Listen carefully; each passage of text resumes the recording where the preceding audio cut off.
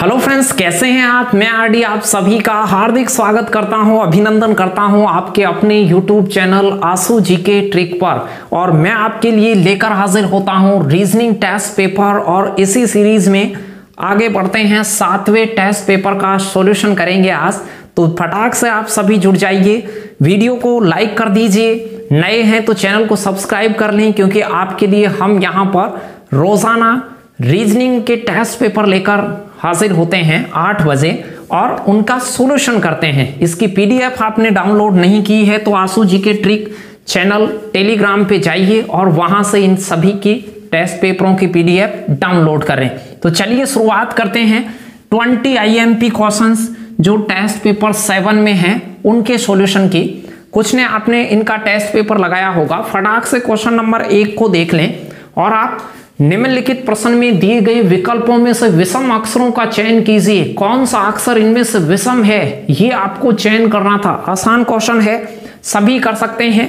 तो फटाक से जुड़ जाइए, आप ध्यान लगाकर वीडियो के शुरू से एंड तक बने रहिएगा। आपका जो जवाब होता है वो कमेंट बॉक्स में टाइप करते रहिएगा मेरे साथ साथ। चलिए फर्स्ट नंबर के ऑप्शन को जांचते हैं कि ये अल्फाबेट में 12वें नंबर का है।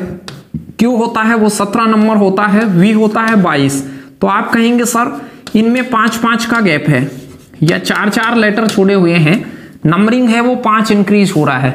एफ होता है वो 6 नंबर होता है, के होता है वो 11 नंबर होता है और पी होता है 16। तो यहां भी आप कहेंगे सर 5-5 इंक्रीज हो रही है इनकी वैल्यू। यहां पे जी होता है वो 7 होता है, एल होता है वो 12 होता है और क्यू होता है वो 17 होता है। तो यहां से भी कह सकते हैं कि सर 7 + 12, 12 + 5 17, तो 5-5 इंक्रीज हो रहा है। यहां देख लीजिए ये 13वें नंबर का अक्षर है, आर होता है 18वें नंबर का अक्षर और एक्स होता है 24वें का। यहां से 5 इंक्रीज हुआ है, लेकिन 18 के बाद में 6 इंक्रीज हुआ है। तो सी ऑप्शन आपका राइट आंसर होता। अल्फाबेट के जो नंबर क्रमांक है उनको आप बहुत अच्छे से याद कर लें कि ए कितने नंबर पर आता है, पी कितने पे आता है, डब्ल्यू कितने पर आता है। तो ऐसी चीजें बहुत आसान हो जाएंगी। अलग से भी इनको सेपरेट सीखने वाले हैं, तो मेरे साथ वीडियो के शुरू से एंड तक बने रहिए। इन 20 आईएमपी क्वेश्चंस का सॉल्यूशन देखने वाले हैं कि इसी तरीके से आप कैसे करते, जिनको कोई दिक्कत आती थी वो उन क्वेश्चन को कैसे सोल्व करते। सेकंड वाला क्वेश्चन ठीक सा क्वेश्चन है, अच्छा क्वेश्चन है। एक आयु का क्वेश्चन है। आयु के अंदर एक पिता होता है, एक पुत्र होता है और इनके योग वगैरह के संबंध भी यहां पर हो सकते हैं। आपको मैंने पहले भी बताया है कि आयु में एक पूर्व का रिलेशन होता है, एक वर्तमान का और एक बाद का। अब क्वेश्चन को पढ़िए कि क्या कह रहा है। प्रश्न कह रहा है पिता और पुत्र की वर्तमान जो एज है उसका जो टोटल है वो 60 वर्ष है। वर्तमान एज का टोटल है वो 60 है, यानी वर्तमान में आप उनकी एज को जोड़ेंगे यहां और यहां की को, तो ये आने वाला है 60। फिर उससे आगे चलिए, नेक्स्ट लाइन में कह रहा है 6 वर्ष पहले। तो 6 वर्ष पहले मतलब यहां 6 वर्ष पूर्व, 6 वर्ष पहले पिता की आयु, 6 साल पहले की पिता की आयु। ध्यान देना, 6 साल पहले की पिता की आयु और पुत्र की वर्तमान आयु। पुत्र की वर्तमान आयु, पुत्र की तो यहां वाली आयु ध्यान दीजिए, रेड से मैंने इंगित किया है, और पिता की 6 साल पहले वाली आयु। दोनों की 6 साल पहले की नहीं है, केवल पिता की 6 साल पहले की है, पुत्र की तो वर्तमान है। ये आयु का जो अनुपात है यानी कि वो दोगुनी है, दोगुनी है।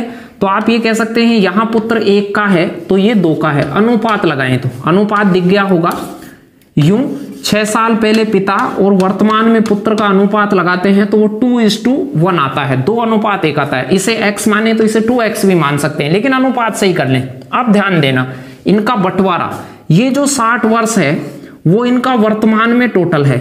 मैं आपसे कहूं कि पिता की 6 साल पहले की आयु और पुत्र की वर्तमान आयु का टोटल क्या होगा, तो आप कहेंगे पिता की उम्र 6 कम हो गई है। ये 60 है, उसमें से पिता की उम्र 6 कम हो गई है। पुत्र भी चला जाता तो पुत्र में भी 6 कम होता, लेकिन पुत्र बैक नहीं गया तो पुत्र का 6 कम नहीं करेंगे, केवल पिता का कम करेंगे। तो आप कहेंगे 60 में से 6 कम करेंगे 54। ध्यान दीजिए 54 कहां से आया, वर्तमान में दोनों की आयु का टोटल था 60 वर्ष। 60 में से पिता की उम्र चली गई 6 साल पीछे, तो पिता 60 में से 6 बैक होकर टोटल बच गया 54। अब ये 54 टोटल किसका बचा है, पुत्र की तो वर्तमान आयु और पिता की 6 साल पहले की आयु का टोटल बचा है ये 54। अब इसका बंटवारा कर दीजिए, ये टोटल है तो 2 और 1 का भी टोटल कर लें। 3 बराबर कितना हो गया 54, 3 का भाग देंगे 18 तिया 54, तो 1 बराबर 18 आ गया, तो 1 बराबर 18, 2 बराबर 36। तो पुत्र की वर्तमान उम्र है 18 और 60 टोटल है, तो पिताजी की उम्र हो गई 42, यहां हो गया 36। पिता की वर्तमान उम्र उसने पूछी थी, थोड़ा ध्यान का क्वेश्चन था, डी ऑप्शन इसका राइट आंसर होता। ध्यान से देख लें और जल्दी से आप जुड़ जाइए, वीडियो को शेयर भी कर सकते हैं आप। जितने भी लोग लाइव हैं वो सभी लाइक कर दें वीडियो को। यदि आपको मेरा काम रोजाना वाला पसंद आता है, नहीं आता है तो आप डिसलाइक कर दीजिए। कुछ लोग डिसलाइक भी करते हैं, डिसलाइक करने वाले भी इक्के दुक्के आते ही हैं आपके अंदर, उससे भी कोई फर्क नहीं पड़ता है। डिसलाइक करने वालों से भी प्यार है मुझे और लाइक करने वालों से तो है ही। और डिसलाइक तो आप देखते होंगे यूट्यूब पर, सर ने थोड़े दिनों पहले एक शहीद की वीडियो डाली थी, तो शहीद की वीडियो को भी बहुत सारे लोगों ने डिसलाइक किया था, यानी उनके दिमाग से ही कचरा है और उन्हें डिसलाइक करने का शौक ही चढ़ गया है, डिसलाइक ही करते रहते हैं वो। तो उससे कोई दिक्कत नहीं है, आप लाइक करें डिसलाइक करें, लेकिन हम आपके लिए कुछ मेहनत कर रहे हैं, वो यदि आपको पसंद आए तो आप अच्छे से कमेंट और लाइक तो कर ही सकते हैं। चलिए 3rd नंबर का क्वेश्चन है, पीछे और आगे। ये विपरीत अर्थ वाले शब्द हैं, विलोम है पीछे और आगे, तो इसमें सी ऑप्शन आ जाता, बहुत आसान था। वर्दी और पतन आपस में विपरीत अर्थ वाले हैं। चलिए नेक्स्ट वाला जो 4था नंबर का क्वेश्चन है वो क्या है, 4th नंबर का क्वेश्चन है कि कस्बे में वर्तमान जनसंख्या है 1,76,400। तो वर्तमान की जनसंख्या दे रखी है, जनसंख्या के क्वेश्चन में जहां की जनसंख्या दे रखी हो उसे लिख लें। 1,76,400 जहां की दे रखी है वहां की जनसंख्या लिख ले। एक वर्दी दर होगी, उसके साथ आपको आगे जाना पड़ सकता है। एक वर्दी दर हो सकता है पीछे आना पड़ जाए। वर्दी दर है 5%, 100 पर 5 व्यक्ति बढ़ जाते हैं, 5% वर्दी दर है, घट भी सकती है, घटे तो वो माइनस हो जाता। तो अब 5% वर्दी दर के साथ या तो आपको आगे जाना पड़ेगा या 5% वर्दी दर के साथ आपको पीछे आना पड़ेगा। तो यहां प्रश्न क्या कह रहा है कि आपको 2 वर्ष पूर्व आना है, तो पीछे और आगे आने के लिए करते क्या है, ध्यान से देखना। यदि आपको आगे जाना होता तो जो 5% वर्दी है तो इसे 100 में जोड़ लेते, 105% कैलकुलेट कर देते, यानी 105/100 से गुणा कर देते, 1 साल आगे की जनसंख्या आ जाती। 2 साल आगे चाहिए तो यही काम में 2 बार कर देता, ये आगे जाना हो गया। लेकिन प्रश्न कहां पूछ रहा है, पीछे। मैं आगे और पीछे दोनों इसलिए बता रहा हूं कि हो सकता है आगामी एग्जाम में आपके आगे जाने वाला क्वेश्चन आ जाए, हो सकता है आगामी एग्जाम में आपके पीछे वाला क्वेश्चन आ जाए। आगे नहीं जाना था तो आगे जाना हो तो ये काम करते हैं, लेकिन पीछे आना होगा तो क्या करेंगे, 2 साल बैक आना है। प्रश्न कह रहा था 2 वर्ष पूर्व की जनसंख्या, तो ये काम अब उल्टा करेंगे, जो आगे जाने वाला काम होता है उसका उल्टा, यानी 100 कहां होगा ऊपर और 105 होगा नीचे, और 2 साल बैक आना है तो 2 बार गुणा कर दें इसी चीज को, 3 साल बैक आना है तो 3 बार गुणा कर दें। बस अब इसे काट लीजिए आप।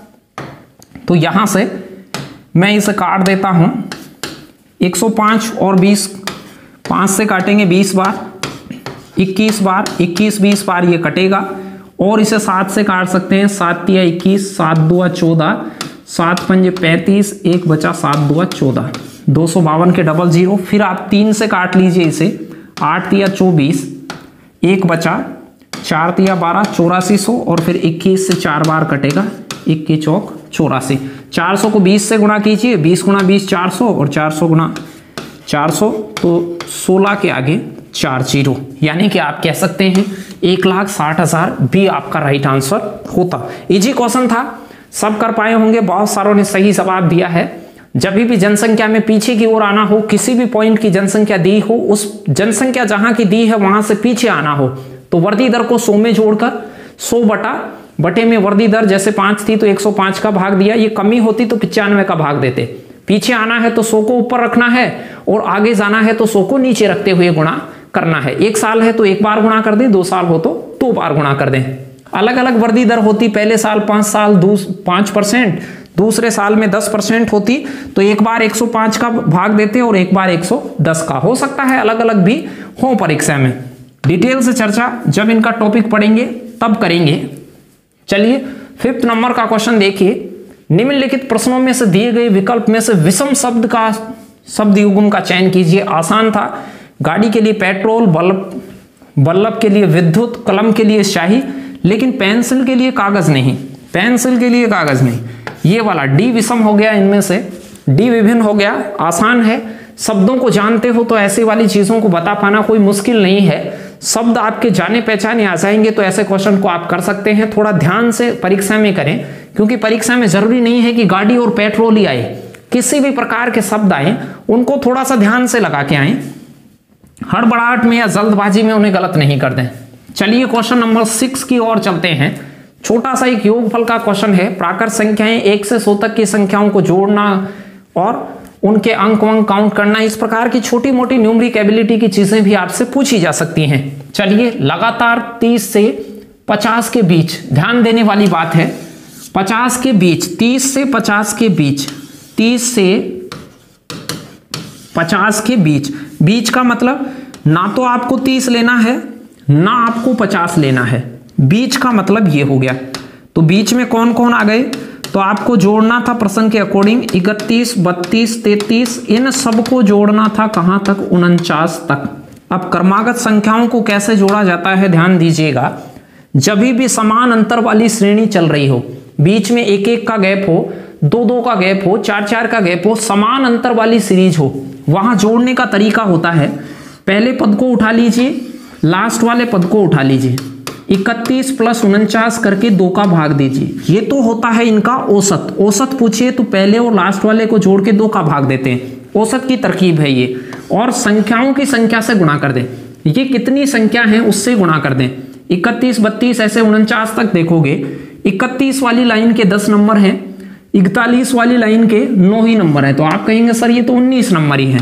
ये इनका योगफल आ गया। आसान था।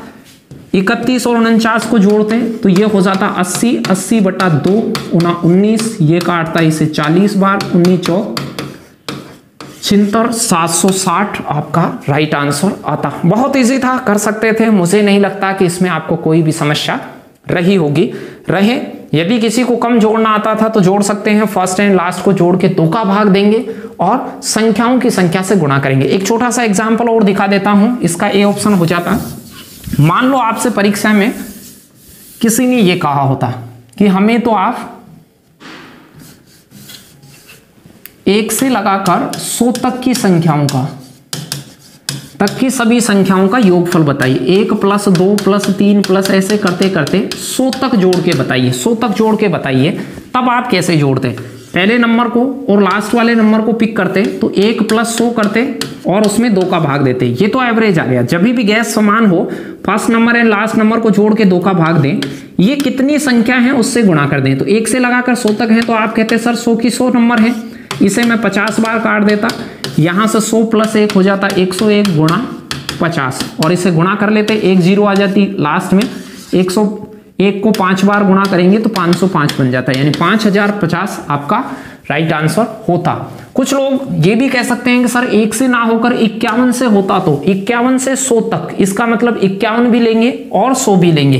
51 से 100 तक होता तो क्या करते हैं, यहां से 51, 52, 53, 51 से 100 तक जोड़ना हो तो अब कैसे जोड़ते हैं, first number and last number को जोड़ते। तो 51 और 100 को जोड़ लेता मैं, तो ये हो जाता 151/2 और ये संख्या कितनी है उससे गुणा करते हैं। सेम तरीके से जोड़ते रहे सभी को। कितनी संख्या हो गई, 51 से 100 तक, हर लाइन के 10-10 हैं, 5 लाइनों के, तो आप कहेंगे सर 50 हो गई। और इसे काटेंगे 25, 25 एकम 25, 125, 127 और 12, 3775। तो आपका उत्तर हो जाता 3775 यदि 51 से 100 तक को जोड़ना हो। ऐसे जब भी सीरीज को जोड़ना हो, गैप समान हो, तो पहले पद को और अंतिम पद को जोड़कर 2 का भाग दें, फर्स्ट एंड लास्ट को जोड़कर 2 का भाग दें और जैसे ही 2 का भाग लग जाए तो संख्याओं की संख्या से गुणा करें। वो कैंडिडेट कितने हैं उतने से गुणा कर दें।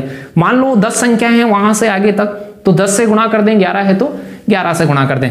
चलिए नेक्स्ट क्वेश्चन की ओर चलते हैं। 7वां क्वेश्चन क्या है, एक दिशा का छोटा सा क्वेश्चन है। हाईवे पर दो कार एक साथ चलना प्रारंभ करती हैं। कार X 25 किलोमीटर उत्तर की ओर चलती है। तो इसका एक छोटा सा डायग्राम बनाना होगा। फटाक से आप उत्तर दीजिए कि इसका उत्तर क्या आता। मैं आपको डायग्राम बनाता हूं, फटाक से आप उत्तर अपने ड्रॉ करते रहें। कार X है वो 25 किलोमीटर उत्तर में जाती है, ऊपर की साइड में गई है वो 25 किलोमीटर, फिर दाएं घूमती है। दायां होता है ऊपर उत्तर होती है, दायां होता है घड़ी के साथ मुड़ना। ऐसे मुड़ने को दायां कहते हैं। ये पूरा मोड़ हो गया। किसी के भी सामने आप ऐसे मुड़ाओगे किसी चीज को तो वो दाईं साइड में मुड़ेगी, घड़ी के विपरीत मुड़ाओगे तो वो बाईं मुड़ेगी। चलिए, दाईं साइड में मुड़ता है, दाईं साइड में मुड़कर 14 किलोमीटर चलता है। तो इधर आप 14 किलोमीटर इसे चला दीजिए। एक अच्छा चित्र बनाना है। अब वाई का बनाना है। प्रश्न कह रहा है उसी समय कार से वाई 19 किलोमीटर दक्षिण में जाता है, नीचे की ओर जाता है 19 किलोमीटर दक्षिण में वाई जाता है, फिर वहां से 3 किलोमीटर पश्चिम की ओर जाता है, यहां से 3 किलोमीटर पश्चिम, पश्चिम इधर हो गई, फिर दक्षिण में जाता है 4 किलोमीटर, दक्षिण में हमने उसे 4 किलोमीटर की दूरी तय करा दी। इसके बाद में बाईं ओर मुड़ता है और 17 किलोमीटर चलता है। यहां से बाईं साइड होती है घड़ी के विपरीत, ऐसे मुड़ना, बाईं साइड होती है घड़ी के विपरीत दिशा में चलना। विपरीत दिशा में 17 किलोमीटर चलता है। ये 17 चलाओ तो ध्यान रखना कि ये 17 किलोमीटर दूरी क्या इसके सीध में आ गई, क्या इससे उधर रह गई, क्या इसके सीध में आ गई कि पहले रह गई। तो आप कहते सर यहां से जो ये दूरी है ये बिल्कुल एग्जैक्ट इसके ठीक सामने आ जाएगा y, क्योंकि x यहां था और y उसके एग्जैक्ट सीध में आ जाएगा। एग्जैक्ट सीध में कैसे, ये 14 किलोमीटर की दूरी है तो 14 तो ये यहां तक है, 3 किलोमीटर ये भी दूरी है तो 3 ये और 14 उसके अनुदिश, तो ये टोटल हो गई 17 किलोमीटर। 17 ही वो चला है तो ये बिल्कुल ठीक इसके सीध में है। तो ये सीध में है तो ऊपर से या नीचे से दिशा देखनी पड़ेगी। प्रश्न की सुन लें, दिशा किधर से देखनी है। कार X के संदर्भ में कार Y कहां है। कार X के संदर्भ में, जिसके संदर्भ में, जिसकी तुलना में, जहां से, तो से वहां लगाएं, जिसके संदर्भ में, तुलना में। यहां से दिशा देखनी है नीचे की ओर, तो नीचे Y है तो नीचे वाली दिशा होती है दक्षिण, और ये दूरी कितनी है तो दक्षिण की तरफ दूरी देखनी है। तो आप मुझे बताइए 25 तो इसके अनुदिश हो गई, 25 तो ये हो गई, 25 तो यहां से यहां तक हो गई, ये जो चली थी शुरुआत में 19 ये दूरी इसके अनुदिश हो गई, और 4 किलोमीटर ये दूरी हो गई। 25 को, 29 को और 4 को आप जोड़ेंगे तो ये हो जाता आपके पास में 48 किलोमीटर। तो सी ऑप्शन 48 किलोमीटर दक्षिण आपका राइट आंसर हो जाता। कच्चा चित्र बनाएं तो ध्यान रखें कि ये इसके सीध में आया कि नहीं आया। छोटी छोटी चीजों को आप ध्यान करेंगे तो अच्छे से बता पाएंगे। नेक्स्ट क्वेश्चन की ओर चलते हैं, ध्यान से देख लीजिए। सी ऑप्शन इसका राइट आंसर होता। सभी बच्चे प्रैक्टिस जब करें तो ध्यान से देखें, ध्यान से बैठें, वीडियो को पूरा एंड तक देखें, जिससे आपकी छोटी छोटी समस्याएं हैं वो भी निकल जाएं। प्रैक्टिस बहुत जरूरी होती है। आपको सवाल अच्छे से आते हैं तो भी प्रैक्टिस जरूरी है। नेक्स्ट का जवाब लगाइए, फिर बात करता हूं मैं आपसे। प्रैक्टिस बेहद जरूरी है। यदि आपको 20 में से 20 क्वेश्चन भी सही हो रहे हैं, बहुत सारों के कमेंट आते हैं सर 20 में से 20 सही हो गए, 20 में से 19 सही हो गए, उनको भी प्रैक्टिस की जरूरत है। 10, 11, 12 सही हो रहे हैं, उनको तो प्रैक्टिस की अवश्य जरूरत ही है, लेकिन अच्छे खिलाड़ी को ज्यादा प्रैक्टिस की जरूरत होती है। यदि उसे मैच में अच्छा परफॉर्म करना है, विराट कोहली अच्छा बल्लेबाज इसलिए है कि उसे बहुत सारे शॉट अच्छे खेलने आते हैं, लेकिन जो शॉट उसे अच्छे खेलने आते हैं उनकी भी वो रोजाना सुबह उठकर प्रैक्टिस करते होंगे। तो रोजाना अच्छा खिलाड़ी होता है, जो शॉट उसको अच्छे खेलने आते हैं उनकी प्रैक्टिस अवश्य करता है। तो आपको भी जो टॉपिक बहुत अच्छे आते हैं उनको थोड़ा थोड़ा ध्यान रोजाना या सप्ताह में एक बार करते रहें। ऐसे नहीं है कि मुझे फला चीज आने लग गई अब इसे देखने की जरूरत नहीं है, तो आप पिछड़ जाएंगे और नौकरी से दूर होते जाएंगे। चलिए 8वें क्वेश्चन का जवाब कुछ लोगों ने दे दिया है। एक गेंद जमीन पर टिप्पा खाकर अपनी पूर्व ऊंचाई की 3/4 ऊंची उठती है। ये एक गेंद है, ये धरातल पर आती है यहां से, और ये 32 मीटर की ऊंचाई से आती है और वापस से फर्स्ट टिप्पे में ये ऊपर चली जाती है। यहां अब कोई ये पूछे कि कितनी गई है, तो प्रश्न के अकॉर्डिंग 3/4 पूर्व ऊंचाई की 3/4 ही उठती है। तो 32 का 3/4 करेंगे तो ये 8 बार 8 या 24 मीटर। ये 24 मीटर पहले टिप्पे में ऊपर गई होगी, पहले टिप्पे में ये कितनी ऊपर गई होगी, तो आप कहेंगे सर 24 गई होगी। दूसरे टिप्पे के लिए ये नीचे आएगी, टिप्पा नंबर सेकंड टच होगी और वापस से ये ऊपर जाएगी, तो पहले जितनी ऊंचाई पे नहीं जाती है, फिर से ये अगेन 3/4 ही जा पाएगी, तो आप कहेंगे सर 8 या 24 मीटर ही जा पाएगी सेकंड टिप्पे में। सॉरी 6 18 4 है, 6 बार काटेगा, 6 18 मीटर जा पाएगी। तो आप कहेंगे सर सेकंड टिप्पे में ये 18 मीटर ऊंचाई पर जा पाएगी। लेकिन प्रश्न कह रहा है थर्ड टिप्पे में, तो यहां से ये तीसरा टप्पा जब टच करेगी तो अब ये 18 का 3/4 ही जाएगी, 18 मीटर का 3/4 जाएगी। 2 से काट लीजिए, 9 बार, 2 बार, 9 × 27/2। तो तीसरे टिप्पे में जो बॉल जाएगी वो 13.5 मीटर ही जाएगी। 27 में 2 का भाग देते, बी ऑप्शन राइट आंसर आता। तो ऐसे टिप्पे वाला क्वेश्चन हो कि साहब पूर्व ऊंचाई का इतना जाती है, डायरेक्ट भी करना हो तो आप 32 को लें, पहले टिप्पे में 3/4 जाएगी, फिर दूसरे में फिर 3/4, पूर्वत का फिर 3/4, ऐसे भी करते तो भी कर लेते। 4 चौक 16 से 2 बार कटता, 2 से 2 बार कटता, तो 27/2 आ जाता है। एक साथ भी कर सकते हैं, समझने के लिए मैंने प्रैक्टिस सेशन चल रहा है अभी, सॉल्यूशन करवाते हैं तो छोटी छोटी बातों की समझ पैदा की जाती है। यहां मेरा ये मोटिव रहता है कि आप सभी के माइंड में एक ऐसी सोच पैदा कर दी जाए कि आप रीजनिंग को देखें तो डरे नहीं। तो मैं चाहता हूं कि उनकी छोटी छोटी चीजों को आपको समझाया जाए, इसलिए आप थोड़े से अभ्यस्त हो जाएं। उसके बाद मैं आपको टॉपिक पढ़ाऊंगा तो आपका वहां मन करेगा उसे पढ़ने का। तो आपको जो जो टॉपिक पढ़ने हैं वो आप मुझे कमेंट बॉक्स में टाइप कर दें। नॉर्मल चैट का जो कमेंट बॉक्स होता है, जो लाइव चैट का है वहां नहीं, जहां नॉर्मल होता है वहां जाके वीडियो समाप्त हो जाए या अभी आप वहां पे जाके कमेंट कर दें कि आपको कौन सा टॉपिक पढ़ना है। उस टॉपिक को मैं पहले पढ़ाऊंगा, जितने ज्यादा आपके कमेंट आएंगे, और जिसमें आपको डिफिकल्टी होती है पहले उनको आप कह दें, जिससे कि आपको वो टॉपिक मैं नहीं पढ़ा हूं जिनमें आपको डिफिकल्टी ही नहीं है। वैसे तो आप बहुत सारे हैं, सबकी अलग अलग डिमांड होगी, लेकिन फिर भी सिमिलर आप में से जो ज्यादा टॉपिक होंगे उसे मैं पहले लेने की कोशिश करूंगा। इन 10 टेस्टों के बाद में वही चालू होंगे, तो वीडियो को ज्यादा से ज्यादा शेयर करें। पुराने टेस्ट आपने नहीं देखे हैं तो प्लेलिस्ट में उन सभी को देखें और उनको भी दबा के शेयर करें और उनका खुद भी आनंद लें, और उनकी पीडीएफ आपको टेलीग्राम पे मिल ही जाती है। चलिए अक्सर देखिए, एक छोटा सा क्वेश्चन है मीनिंग्स का। अर्थपूर्ण शब्द बनाने का, अर्थपूर्ण शब्द बनाइए फटाक से।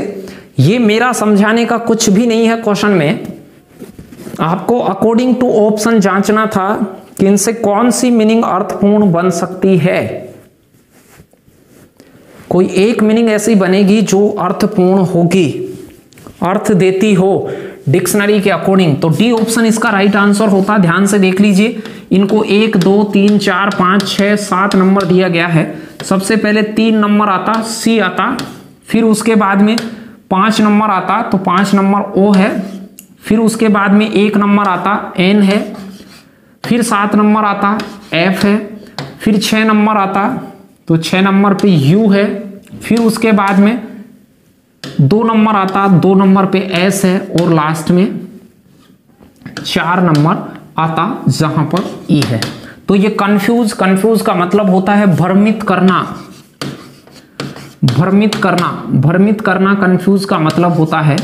तो भ्रमित करना, डी ऑप्शन आपका राइट आंसर होता। तो 9वां जो प्रश्न था उसमें एक अर्थपूर्ण शब्द आपको बनाना था, मीनफुल वर्ड जिसका अर्थ होता हो वो बनना। तो ये मीनिंग्स पे डिपेंड करता है, लेकिन यहां कोई इतनी खतरनाक मीनिंग नहीं आती है जो आपको कभी आती ही नहीं हो। ऐसे आपके नॉर्मली बोलचाल में या दैनिक जीवन में काम आती हो वो मीनिंगें होती हैं। तो चेक कर लीजिएगा ऐसे ऑप्शन को। 10वां क्वेश्चन देखिए, एक समिति के 8 सदस्यों की औसत आयु है वो 40 वर्ष है।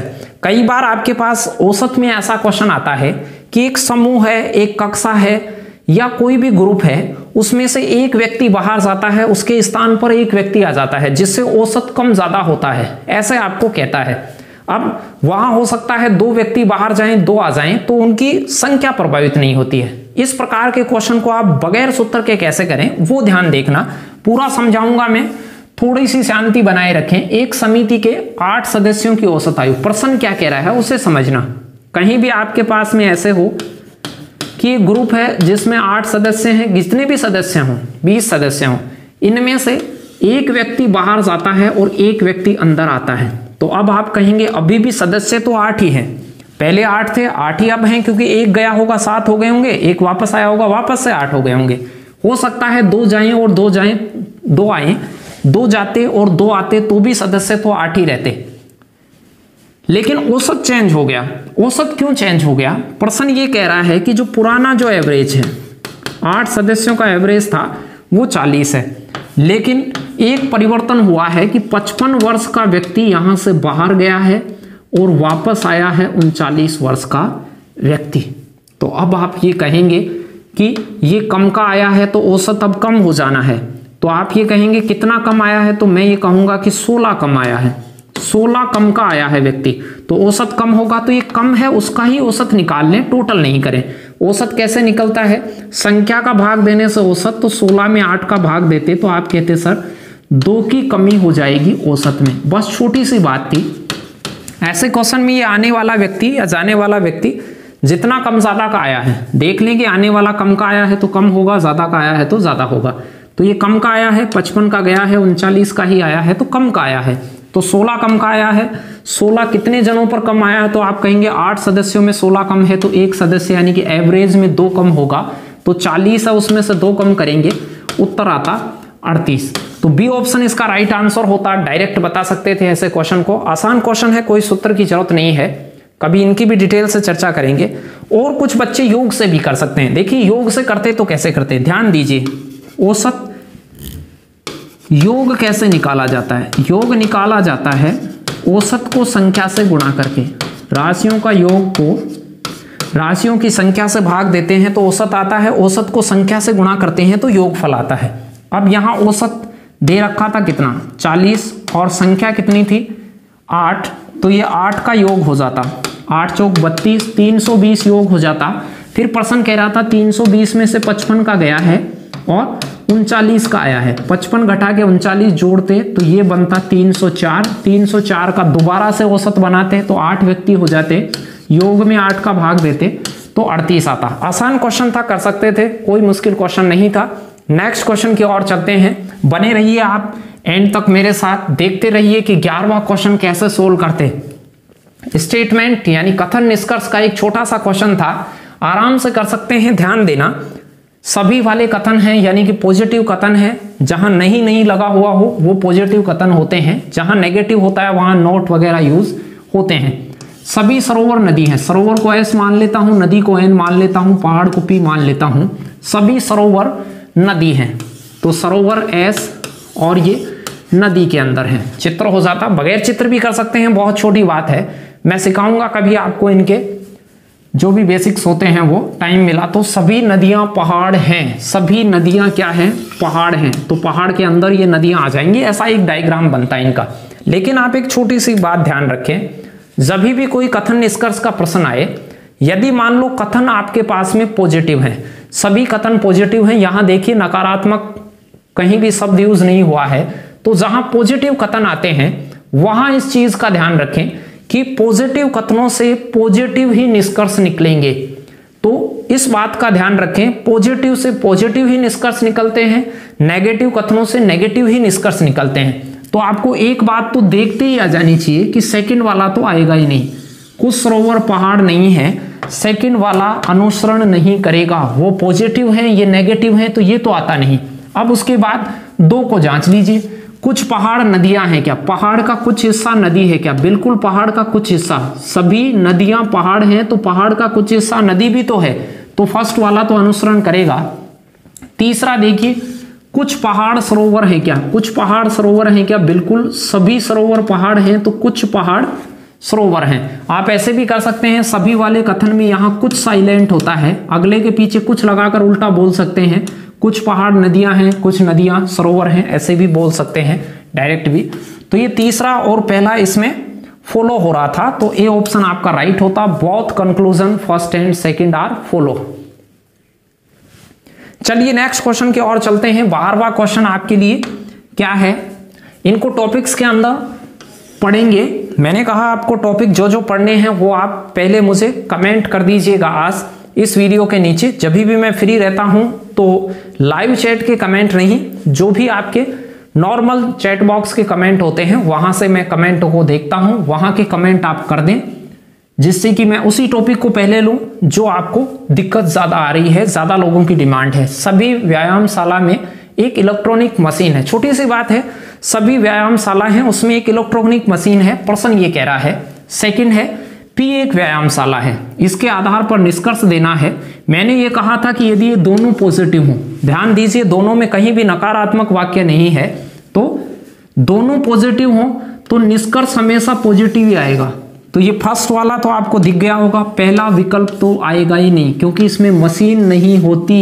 नेगेटिव, पॉजिटिव कथनों से पॉजिटिव निष्कर्ष निकलते हैं और नेगेटिव कथनों से नेगेटिव निष्कर्ष निकलते हैं। तो ऊपर दोनों कथन पॉजिटिव हैं तो आप ये कह सकते हैं कि सर पॉजिटिव ही कथन निकालिएगा। सेकंड को देखिए, पी में एक इलेक्ट्रिकल मशीन है, कथन के अनुसार पी एक व्यायामशाला है, तो पी व्यायामशाला है और व्यायामशालों में एक इलेक्ट्रिकल मशीन होती है। बगैर चित्र के भी कर सकते थे, पी व्यायामशाला है तो उसमें इलेक्ट्रिकल मशीन है ही, क्योंकि व्यायामशालाओं में सभी व्यायामशालाओं में एक इलेक्ट्रिकल मशीन होती है। तो ये फॉलो कर गया तो आपका उत्तर हो जाता कि यहां से सेकंड, केवल सेकंड, सी ऑप्शन आता है यहां पर, ओनली कंक्लूजन सेकंड फॉलोज। तो दूसरा अनुसरण कर रहा था, निष्कर्ष दो था इसका। चलिए 13वें क्वेश्चन की ओर बढ़ते हैं कि 13वां क्वेश्चन आपके लिए क्या है। 13वां क्वेश्चन भी एक एचसीएफ एलसीएम से रिलेटेड छोटी सी बात पूछी हुई है आपसे। एक व्यापारी के पास 3 प्रकार के तेल उपलब्ध हैं जिनकी मात्रा क्रम से 42, 56 और 63 है। इनको समान धारिता के डिब्बों में भरना है। डिब्बों में भरने का मतलब एक संख्या ऐसी तलाशिए जो इन तीनों में पूरा पूरा भाग देती हो। पूरा पूरा का मतलब जो 42 को भी पूरा काटती हो यानी तेल नहीं बचेगा, 56 को भी पूरा काटती हो और 63 को भी। मान लो आपने 2 लीटर के डिब्बे भरे, 2 लीटर के डिब्बे भरे तो 42 के तो 21 डिब्बे भर जाएंगे, 21 दुआ 42, 21 डिब्बे यहां से भर जाएंगे, यहां से भी 28 दुआ 56 भर जाएंगे, लेकिन यहां पर तेल बचेगा। तो ऐसा नंबर नहीं लेना है जो इन तीनों में डिवाइड नहीं हो पाए, और ये मैक्सिमम अप्रोच होनी चाहिए बड़ी से बड़ी। तो अब आप ये कहते सर 42, 56 और 63 को काटने वाली एक संख्या तलाशिए जो इन तीनों को पूरा पूरा काटती हो। बड़ी संख्या होगी, आप इसे 7 लीटर का डिब्बा भर लीजिए, 7 से काट लीजिए, 7 6 की 42, 7 8 56 और 7 9 63। तो 7 लीटर के डिब्बे भरेंगे तो पहले वाले में 6 डिब्बे भरेंगे, दूसरे वाले में 8 डिब्बे भरेंगे, 9। अब और डिब्बे नहीं भरेंगे क्योंकि सेम संख्या इनको नहीं काट रही है। इन्हीं का योग करके आप बता देते, 9 और 8 17 और 6 23। तो आपका राइट आंसर हो जाता बी ऑप्शन। ऐसा क्वेश्चन जब भी आए इन तीनों नंबरों का में से लेना है और डायरेक्ट ही ले लें। इन तीनों में से जो कट रही हो संख्या, जो तीनों में से सेम कट रही हो उस संख्या को आप पिक कर लें, और जितनी बार कट रही है उतने डिब्बे भरे जाएंगे। जो बात आपसे पूछी जाए वो आप उसे बता दें। आसान सा क्वेश्चन था, बहुत सारे लोगों का सही जवाब आया है। 14वें नंबर का क्वेश्चन देखिए, समांतर चतुर्भुज। जब भी ऐसा कोई फिगर हो जिसमें बाहर एक बड़ा समांतर चतुर्भुज हो और क्षैतिज और ऊर्ध्वाधर लाइनों से वो फटा पड़ा हो पूरा, तब आप उसमें समांतर चतुर्भुज कैसे गिनेंगे। आयत भी गिन सकते हैं, ये पूरा ऐसे होता तो आयत गिनवाता, बिल्कुल 90 डिग्री पे होता तो इसमें आयत काउंट होते। ऐसे कुछ शेप होती तो ये 90-90 के कोण बनते। आयत में 90 के कोण होते हैं प्रत्येक, तो इसमें आयत है नहीं, समांतर चतुर्भुज होता है। आयत को थोड़ा सा धक्का मार दें, उससे समांतर सा बन जाता है। चलिए समांतर कैसे गिनते हैं, डायरेक्ट कैसे, ऐसे में डायरेक्ट काउंट करने का तरीका होता है, इनके कॉलम्स को काउंट करें। ये पहला, ये दूसरा, ये तीसरा, चौथा, ऐसे ही रो को कॉलम, पंक्ति को देखें इधर से, पहला और दूसरा। ऊपर वाले स्तंभों को संख्या दे दें 1 2 3 4, और इधर 1 2 3 4 रो को दे दें, यानी कि पंक्ति को क्रमांक दे दें। अब इनको जोड़ लें, ध्यान देना क्या करें, पंक्ति को जोड़ें, 2 + 1 3 हो गया, और ऐसे ही स्तंभों को जोड़ें, 1 और 2 3 और 3 6 और 4 10। इन दोनों को जोड़कर गुणा कर दें तो आपका जो उत्तर आ जाता वो ए ऑप्शन आ जाता 30। ध्यान दें, जब भी इस प्रकार का कोई भी आपके पास में चित्र आए, इधर ध्यान दें, जिसमें आयत पूछे या समांतर चतुर्भुज पूछे, ये कोई चित्र बनाता, इसमें आयत होंगे और थोड़ा सा इसे मैं टेढ़ा बना दूं तो फिर इसमें समांतर चतुर्भुज होंगे, ऐसे में समांतर चतुर्भुज होंगे, ऐसे में आयत होंगे। इसमें आयत या समांतर चतुर्भुज कैसे फाइंड करते हैं उसे ध्यान देना। 1 2 3 1 2 इन सबको आप जोड़ लें, 3 और 3 6 हो जाता और इधर 3 हो जाता, इस 6 को और 3 को गुणा कर लें, 6 तिया 18 इसमें आयत हैं और सेम यहां पर भी 18 समांतर चतुर्भुज हैं। तो गिनने का तरीका आ गया होगा। ऐसा जब भी फिगर हो तो आप उसमें 1 2 3 4 इन क्रमांकों को पूरों को जोड़ लें, इनका टोटल कर लें, 6 3 7 3 10, ये 10 हो जाएगा, इधर का टोटल कर लें, 3 हो जाएगा, इस 10 को इस 3 से गुणा कर दें, ये फाइनली टोटल समांतर चतुर्भुज फाइंड हो जाते हैं। तो 14वें नंबर के क्वेश्चन का सही आंसर होता 30। चलिए नेक्स्ट क्वेश्चन की ओर चलते हैं कि 15वां क्वेश्चन आपके लिए क्या है। तो बने रहिए मेरे साथ, और 4-5 क्वेश्चंस को देखने वाले हैं। 15वां क्वेश्चन डी ऑप्शन इसका राइट आंसर होता, क्योंकि ये सभी दिख ही रहे होंगे आपको, जल प्रतिबिंब की तरह काम कर रहे हैं, नीचे दर्पण लगा दें वैसा काम कर रहे हैं, इसमें सेम टू सेम है, तो डी ऑप्शन विकल्प सही हो जाता। 16वां क्वेश्चन एक आसान सा क्वेश्चन है, लेकिन ध्यान की जरूरत है। घड़ी की सुइयां हैं वो 24 घंटे में कितनी बार समकोण बनाती हैं? जैसे आप में से बहुत से लोग जानते होंगे 3 बजे समकोण बनाती हैं, 9 बजे जैसी स्थिति होती है, लेकिन ऐसे पूरे दिन भर ही रहती है। जब भी घड़ी की एक सुई समकोण बना लेती है, उसके बाद ये घूम फिर के वापस से नीचे जाके भी तो समकोण बनाएगी, नीचे की तरफ भी तो समकोण बना लेती है घूम फिर के। तो हर घंटे में करीबन 2 बार, ध्यान देना, 1 घंटे में समकोण बनता है 2 बार। पर्टिकुलर किसी घंटे की बात कर रहा हूं, हर घंटे में 2 बार नहीं बनता, लेकिन बेसिकली आप ये कह सकते हैं 1 घंटे में समकोण बनता है, एक बार सीधे से, एक बार उल्टे से, 2 बार बनता है। अब मैं कहूं कि 12 घंटे में समकोण कितनी बार बनता है, तो ये 24 बार ना होकर 22 बार ही रह जाता है। ये इंपॉर्टेंट बात है। 12 घंटे में समकोण बनने की जो दर होती है घड़ी में, वो 22 बार ही होती है। इसके अकॉर्डिंग तो 24 होनी चाहिए, 2 जगह नहीं होती है, वो कहां नहीं होती है, 3 से 4 और 9 से 10 के बीच 1-1 बार ही बनता है, बाकी सभी जगह 2-2 बार बनते हैं। हर घंटे में 2-2 बार बनते हैं, लेकिन 9 से 10 और 3 से 4 के दौरान घड़ी की सुइयां केवल 1 बार समकोण बनाती हैं। तो 12 घंटे में 22 बार समकोण बनता है। इसी प्रकार कोई 24 घंटे में पूछे, 24 घंटे को 1 दिन भी कहता है, प्रश्न में 1 दिन कहे तो भी 24 घंटे ही बताएं। 24 घंटे में पूछे तो आप बताएंगे 44 बार, ये 2 बार, 22 बार और 44 बार। उत्तर हो जाता सी ऑप्शन। 24 घंटे में, यानी 12 का याद रखें, 12 में होता है 22 बार, तो 24 में पूछे तो वही 12 डायल होते हैं, घड़ी हमेशा उन्हीं 12 के अंदर चक्कर काटेगी, तो आप 12 को 22 बार कह देते। तो फिर 24 का पूछे तो 22 का डबल कर दीजिए, इधर 22 का पाड़ा पढ़ते रहिए, इधर 12 का पाड़ा पढ़ते रहिए। 36 होता तो इधर 22 या 66, तो समझ गए होंगे। 12 का ध्यान कर लें, 12 हो तो इधर 12 का पाड़ा पढ़ लें, उधर 22 का पाड़ा पढ़ते चलें। 36, 72 जितने का भी बताना हो बता सकते हैं। 16वें का जवाब होता 44 बार। चलिए और 2-4 क्वेश्चन देखते हैं फटाक से। 17वां क्वेश्चन एक कैलेंडर का क्वेश्चन है। कैलेंडर में भी आपको प्रॉब्लम होती है तो मैं आपको जल्द ही लेकर आऊंगा, उसका भी फुल्ली वीडियो लेकर आऊंगा। आप कमेंट करके जाएं कि आपको कैलेंडर, घड़ी, कथन, निष्कर्ष, घन पासा, किसका टॉपिक आपको पहले चाहिए। आज के वीडियो के नीचे कमेंट अवश्य करके जाएं, क्योंकि अभी 2-3 टेस्टों के बाद आपके वही चीजें आने वाली हैं नेक्स्ट वीक से। एक सामान्य वर्ष में स्वतंत्रता दिवस शुक्रवार को मनाया जाता है। आप कहेंगे सर स्वतंत्रता दिवस हमारे 15 अगस्त को मनाया जाता है। प्रश्न के अकॉर्डिंग 15 अगस्त को शुक्रवार है। फिर कह रहा है इस वर्ष का गणतंत्र दिवस, गणतंत्र दिवस होता है 26 जनवरी को। कह रहा है 26 जनवरी को कौन सा वार होगा। ध्यान से देखना, ऐसे क्वेश्चंस में आप दिन गिनते हैं, कई सारे काम करते हैं, लेकिन आप यकीन मानिए जब आप मेरे से कैलेंडर पढ़ेंगे, आपको 2-3 घंटे सारी चीजों को सीखना तो पड़ेगा, प्रैक्टिस में तो लेना पड़ेगा, लेकिन उसके बाद ऐसे क्वेश्चनों को आप सूंघ सूंघ के उत्तर निकाल देंगे। बहुत छोटी बात है, इसमें ना कोई दिन गिनने हैं ना कोई महीने गिनने हैं। एक छोटा सा तरीका ध्यान रखें, अभी आप उसे शॉर्ट में ही देख लें। एक महीनों के कोड होते हैं 723, 614, 625, 625 और 735, ये 12 महीने के कोड होते हैं। और इन 12 महीने के कोडों का क्रम हो गया 733, 614, 625 और 735। ऐसे इनको याद कर लें। लीप में जो कोड होंगे, लीप के कोड होंगे, वो पहले 2 महीनों के एक एक कम होंगे, बाकी एज इट इज रहेंगे लीप ईयर के अंदर। लीप ईयर में जनवरी और फरवरी का कोड एक एक कम लेना है, बाकी सभी चीजें सेम रहेंगी। बस इन कोडों का यूज कैसे करना है वो देखिए। ऐसे क्वेश्चन में जब भी 2 डेट दे, एक डेट का वार दे रखा हो, दूसरी पे आपको पहुंचना हो, दोनों एक ही साल की हो, अलग अलग सदियों की हो, कैसे भी हो, ये तरीके होते हैं, वो मैं आपको डिटेल से समझाऊंगा जब टॉपिक पढ़ेंगे तब। और प्लेलिस्ट को चेक करते रहें। टेस्टों के सभी 10 टेस्ट पेपर पूरे हो जाएंगे, तब उसके बाद टॉपिकों की चर्चा हम करने वाले हैं।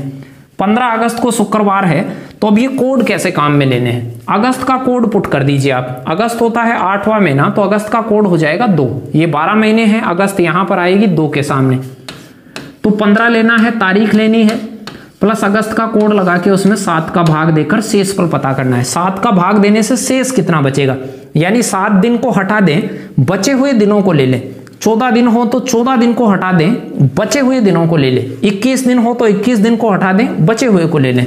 तो 15 में से आप 14 दिन को हटा देंगे, भाग देके शेषफल पता करना है। तो आप कहेंगे सर 1 दिन शेष बचेगा, 15 में 7 का भाग देंगे, शेष लेना है। ध्यान रखना शेष लेना है, तो 1 शेष यहां बच गया, 2 ये है, 7 का भाग इसमें जा रहा नहीं है, दोनों को जोड़ लें तो कितना आ गया 3। बस ये कोड बन गया। ये 2 सेकंड का मामला है। अगस्त का कोड जानते तो आप डायरेक्ट लगाते, 2 सेकंड में 3 आ जाता।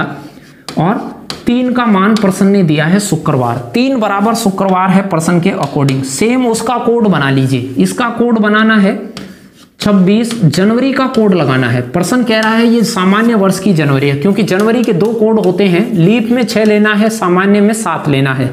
तो सामान्य वर्ष में 7 लेंगे, 7 का भाग देके शेषफल बचा लें। अब 7 का भाग दे लेंगे, इधर तो पूरा 7 दिन हो छोड़ दें, 14 दिन हो छोड़ दें, 21 दिन हो छोड़ दें, 28 दिन हो छोड़ दें। तो 7 का भाग जाने वाले नंबर को छोड़ दें, इसमें 7 या 21 को छोड़ दें, क्या बचेगा 5। तो इसका कोड आया 5। ध्यान से सुनना, इसका कोड 3 बराबर शुक्रवार, इसका कोड 5 आया। तो अब आपसे कहे 3 बराबर शुक्रवार तो 5 बराबर क्या होगा, प्रश्न खत्म हो गया। 3 का शुक्रवार तो 4 बराबर आप कहेंगे सर शनिवार, और 5 बराबर कहेंगे रविवार। तो रविवार आपका उत्तर होगा बी ऑप्शन। कोड लगाना जानते हैं तो ये क्वेश्चन बगैर दिन गिने ही आपको डायरेक्ट बता देगा। चल गया होगा। 3 बराबर शुक्रवार की तुलना मैंने 5 बराबर से कर दी। 3 बराबर शुक्रवार क्वेश्चन कह रखा है, 5 का मान आपको बताना था, तो 3 बराबर शुक्रवार होता हो तो 5 बराबर रविवार होगा। बहुत अच्छे से इन टॉपिक को आप कर पाएंगे। जब भी मैं इस टॉपिक को पढ़ा दूंगा, आप बहुत अच्छे से कैलेंडर के सवाल कर पाएंगे। तो आप कमेंट में मुझे टाइप करिएगा जरूर कि आपको कौन सा टॉपिक पहले पढ़ना है। बहुत सारे टॉपिक पढ़ाने वाला हूं, बस आप मेरे साथ बने रहें। मेरा काम पसंद आ रहा है तो उसे ज्यादा से ज्यादा शेयर करें। जितना ज्यादा शेयर करेंगे, जितना ज्यादा आपको काम पसंद आएगा, उतनी ही वीडियो मैं आपके लिए लेके आऊंगा, क्योंकि आपको हमें कांस्टेबल बना के रुकना है। रोजाना मैं कहता हूं कि आप भूल नहीं जाएं कि मुझे कांस्टेबल बनना है कि पटवारी बनना है। उसे याद रखें, उठने से सोने तक आप जरूर याद रखें, उसे लिखें कि मुझे फला बनना है, इस नौकरी में मुझे जाना है। ये बहुत आसान कोडिंग है, पहले भी बता चुका हूं, लेकिन उसमें थोड़ी सी ध्यान देने की बात ये थी। यहां था ग्लोयान का अर्थ है ब्लू स्काई। तो ऐसी जब भी कोडिंग होती है, मैंने कहा था कि इनमें कुछ मैचिंग वर्ड दिख रहे होंगे। जैसे यहां देखिए, ये GOOLO 2 जगह दिख रहा है, तो यहां भी सेम दूसरी भाषा में एक चीज डबल दिख रही होगी। तो यहां पे ब्लू दिख रहा है, तो आप कह सकते हैं ब्लू का कोड क्या हो गया, ग्लो हो गया। उसके बाद दूसरे वाला देखिए, अब यहां पर सिल्को दिख रहा है, यहां भी सिल्को आपको दिख रहा है। तो यहां देखिए बाइसिकल, सिल्को का अर्थ हो गया बाइसिकल। सिल्को का अर्थ तय कर पाए बाइसिकल है। यदि किसी लाइन में 2 शब्द हों, उनमें से एक का कोड तय हो गया तो दूसरे शब्द का सो तय हो गया। अब मैं ये कहूं कि आप हमें ये बताइए स्पेडी का मतलब क्या हुआ, तो आप कहेंगे स्पेडी का मतलब सर रेस हुआ। यार्न का मतलब क्या हुआ, स्काई हुआ। ये तो इनका कोड ढूंढना हो गया, 5 सेकंड में ढूंढ सकते थे। प्रश्न की सुनिए, रेस कार का कोड चाहिए, तो रेस का कोड तो मैं फाइंड कर पाया। रेस का कोड हो गया स्पेडी, यानी SPADI, स्पेडी आएगा। रेस कार का कोड आएगा उस ऑप्शन में स्पेडी आएगा। तो देखिए इन दोनों में स्पेडी है ही नहीं, तो ए और सी तो आता नहीं, स्पेडी यहां भी आ रहा है, स्पेडी यहां भी आ रहा है, बी और डी दोनों विकल्पों में स्पेडी आ रहा है, और यहां कह रहा है कार का कोड। तो आप ये कहेंगे सर कार तो ऊपर है ही नहीं, तो ऊपर जिसका कोड नहीं हो उसका कोड आएगा नया, इसका कार का कोड आएगा नया, यानी स्पेडी के साथ नया कोड होगा, वो ऑप्शन आपका सही होगा। तो स्पेडी सिल्को ये नया नहीं है, तो ये नहीं आएगा, कौन आता, बी। आसान था, इनको मैचिंग करके आप ढूंढ लेते हैं किसका कोड क्या है। यदि कोई नया वर्ड आए, ध्यान दें नए वर्ड भी ऐसे एग्जाम में आए हुए हैं, तो नया वर्ड आए तो उसका नया कोड होगा, तो वोलो इसका एक नया कोड आया है बी ऑप्शन में। ए और सी इसलिए नहीं आते कि उनमें स्पेडी नहीं था, स्पेडी होना आवश्यक था और एक नया कोड स्पेडी के साथ में, तो स्पेडी के साथ नया कोड बी ऑप्शन में आ रहा था। समझ पाए होंगे, आसान क्वेश्चन था। फटाक से 2 क्वेश्चन और करते हैं। 19वां क्वेश्चन है आपके लिए। एक गडरिये के पास 17 भेड़ें थी, 6 को छोड़कर सभी मर गई, 6 को छोड़कर सभी मर गई। इसका मतलब क्या हुआ? बहुत छोटी सी बात है, कई बार ऐसे प्रश्न में आप बेवकूफ बन के आ जाते हैं। 17 में से 6 को छोड़कर सभी मर गई, यानी 6 को छोड़ी है तो 6 तो जिंदा हैं, 6 जिंदा हैं, बाकी मर गई। तो आप कहते हैं कि उसके पास शेष कितनी है, तो 6 ही भेड़ें हैं। 6 को छोड़कर यानी 6 जिंदा हैं, बाकी मर गई, तो उसके पास शेष कितनी भेड़ें बची हैं? तो मरने के अलावा जो 6 छोड़ी हैं वो ही जिंदा हैं, तो आपका बी ऑप्शन राइट आंसर होता। अंतिम क्वेश्चन आज का देखते हैं, 20वां। एक छोटी सी सीरीज का प्रश्न था, देख पाए होंगे, इसे आप कर भी लिए होंगे जब पीडीएफ मिली होगी। 2 2 3 दिख ही गया होगा, 2 3 4 2 3 4 5 2 3 4 5 6 2 3 4 5 6 7 2 3 4 5 6 7 के बाद 8 आएगा। समझ गए होंगे कौन सी श्रेणी क्रम इसमें चल रहा है। ध्यान से देख लीजिए, बहुत छोटी सी बात थी ये, तो आपका उत्तर हो जाता बी ऑप्शन। तो ये 20 IMP क्वेश्चन थे आपके लिए। उम्मीद करता हूं ये सभी क्वेश्चन आपकी तैयारी को आगे बढ़ा रहे होंगे और पसंद भी आ रहे होंगे। यदि आप पूरे वीडियो को देखते हैं तो आप सभी को निश्चित तौर से कुछ ना कुछ फायदा मिलता होगा, कुछ ना कुछ नई चीजें भी आप सीखते होंगे और सीखी हुई चीजों को भी रिपीट कर लेते होंगे, तो वो भी एक फायदा है। तो सभी पुराने टेस्ट पेपरों को नहीं देखा है तो प्लेलिस्ट में जाइए आप और वहां से उन पुराने सभी टेस्ट पेपरों को लगा लीजिए। टेस्ट पेपर की PDF आपको आसू जी के ट्रिक टेलीग्राम चैनल पर प्रोवाइड हम करवाते हैं, वहां से आप उन्हें भी डाउनलोड कर लें, ऊपर नीचे स्क्रॉल करके देखिएगा, सभी मिल जाएंगी। और वीडियो पसंद आए तो इसे लाइक करके जाइएगा और अपने साथियों को शेयर करना नहीं भूलेंगे। अभी सभी साथियों को शेयर करेंगे आप। उसके बाद कल वाले टेस्ट में फिर से मिलते हैं, तब तक आप खुश रहिए और अपना ख्याल रखिए। धन्यवाद।